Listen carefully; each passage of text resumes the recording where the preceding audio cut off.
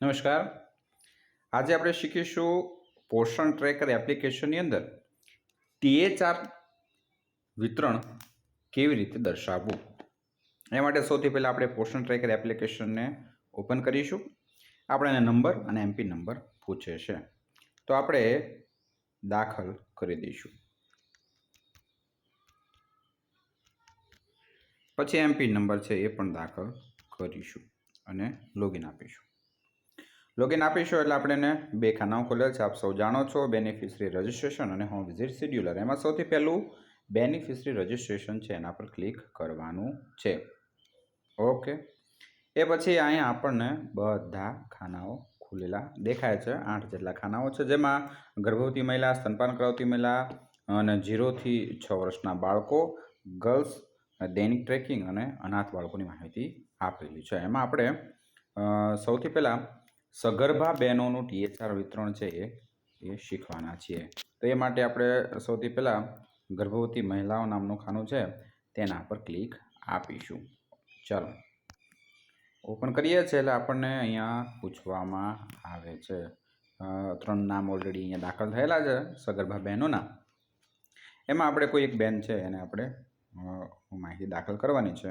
એ માટે તમારે સૌથી પહેલાં એ બેનનું નામ આવે છે, એ બેનના નામની આગળ આ 3 જેટલા ડોટ આપેલા છે, એટલે 3 ટપકા આપેલા છે. એ ટપકાઓ ઉપર તમારે ક્લિક કરવાનું રહેશે. ચાલો, એ તમે ક્લિક કરશો એટલે અહીંયા તમને 4 જેટલી માહિતી આપશે. એમાં સૌથી પહેલું પ્રોફાઇલ અપડેટ કરો, બીજા નંબરે છે માઇગ્રેટ પ્રોફાઇલ, અને ત્રીજા નંબરે છે માહિતી દાખલ કરો, અને ચોથા નંબરે છે રસીકરણ.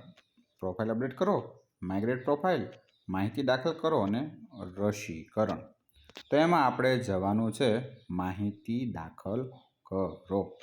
ચાલો, અહીંયા આપણે ક્લિક કરીશું એટલે આપણને 3 જેટલા ખાનાઓ દેખાય છે. એમાં સૌથી પહેલું ખાનું છે પોષણ સ્તર, પોષણ પુરવણીઓ, પોષણ હસ્તક્ષેપ.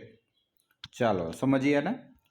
પોષણ સ્તરની માહિતીમાં એ સગર્ભા બહેનની તમારે હાઇટ એટલે કે ઊંચાઈ, વજન અને હિમોગ્લોબિનનું પ્રમાણ છે એ દર્શાવવાનું રહેશે. આપણે દર્શાવીએ. એ બેનની હાઇટ છે 161 છે, વજન એમનો છે એ 50 કિલો છે, અને હિમોગ્લોબિનનું સ્તર છે એ આપણને બેનના જાણવા પ્રમાણે એ 10 જેટલું છે. ચાલો સબમિટ કરીએ. રેકોર્ડ સફળતાપૂર્વક થઈ ગયો છે. ચાલો, એ પછી આવે છે પોષક પુરવણીઓ.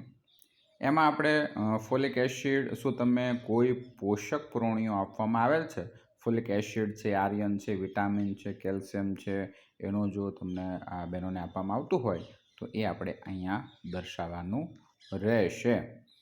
અને પછી અહીંયા સબમિટ આપીશું. હવે જે ખાનું આવે છે એ ખાસ ધ્યાન રાખવાનું છે એ THRમાં. THRના ખાનામાં આપણે પોષણ હસ્તક્ષેપનું ખાનું ખોલીશું એટલે આપણને પ્રશ્ન પૂછે છે. આ ખાસ ધ્યાન રાખજો.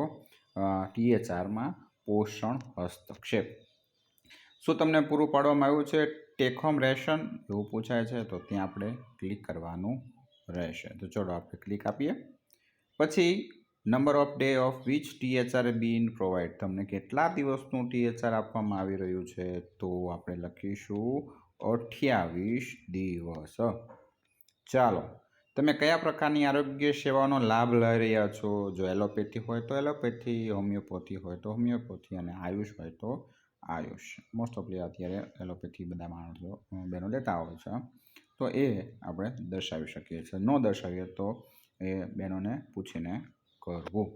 ચાલો, એ પછી સબમિટ આપીએ છીએ એટલે રેકોર્ડ સફળતાપૂર્વક પૂર્ણ થઈ ગયો છે.